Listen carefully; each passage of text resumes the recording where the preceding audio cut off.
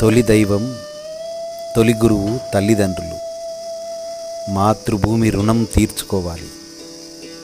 మంచి రోజు ఈరోజే. మంచి గుణం మన్నించే గుణం.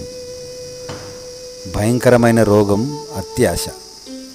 నీలో ఉండవలసినది ఓర్పు, బుద్ధి. నీలో రాకూడనిది విరక్తి. నమ్మకూడనివి వదంతులు. ఆపదను తెచ్చేవి అతివాగుడు. చేయకూడనిది నమ్మక ద్రోహం.